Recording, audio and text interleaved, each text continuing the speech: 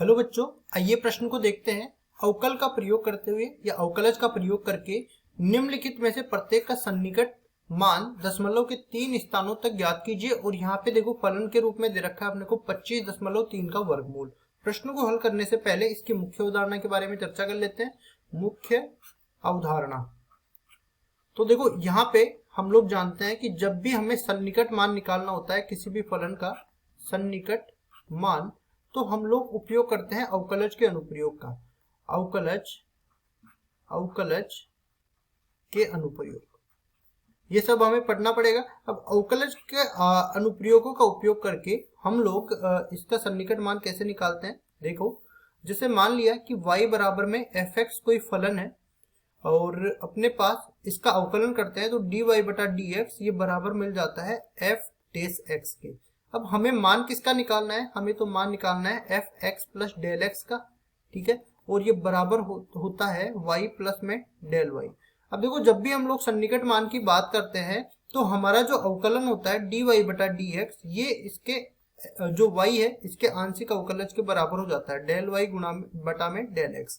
तो यहाँ से हम लोग देख सकते हैं कि डेल y का मान किसके बराबर मिल जाएगा, dy बटा में dx गुणा में ये कितना आ जाएगा, डेल x। अब यहाँ पे हम लोग देख सकते हैं कि ये डेल y किसका मान है, डेल y बराबर में dy बटा dx की जगह आ जाएगा f डेश x और ये आ जाएगा डेल x, ठीक है। उसके बाद देखो यहाँ पे हम लोग fx प्लस डेल x का मान निकाल रहे हैं, fx प्लस में डेल x का, तो ये बराबर है किसके, y तो y की जगह आ जाएगा fx प्लस डेल y की जगह ये मान हमने निकाल ही दिया, किसके बराबर है, f डेश x गुणा में डेल x, ये आ गया।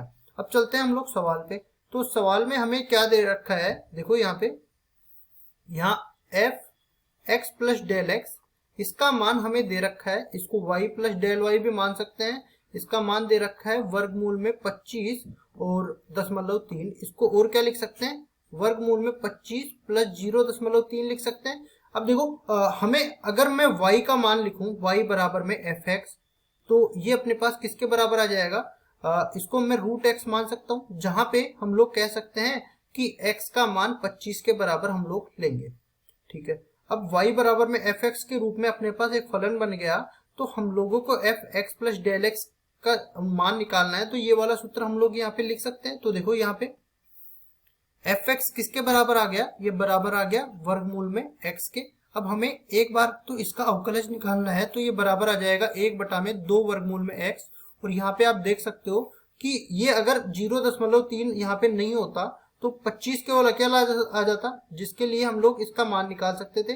तो यहाँ पे अगर मैं डेल x की बात करूं तो ये 0.3 के बराबर आ जाएगा, ठीक है। तो यहाँ पे लिखेंगे डेल x किसके बराबर आ गया, 0.3 के बराबर।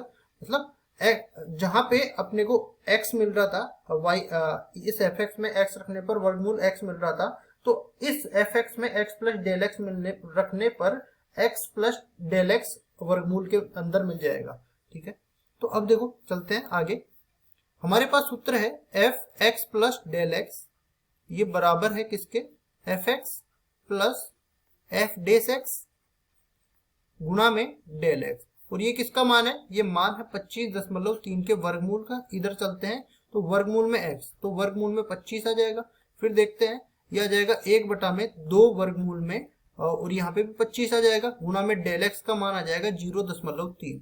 इसका मान हम लोग अब आसानी से निकाल सकते हैं। तो देखो 25.3 का वर्गमूल ये बराबर हो जाएगा, वर्गमूल 25 का मान 5 के बराबर आ गया, प्लस यहाँ पे देख सकते हैं 0.3 तो ऊपर आ जाएगा। तो या फिर एक काम करो, ऊपर केवल 3 को रहने दो, नीचे अपने पास आ जाएगा 2 गुणा में 5, 2 गुणा में 5, और ये इसका भी 10 आ जाएगा।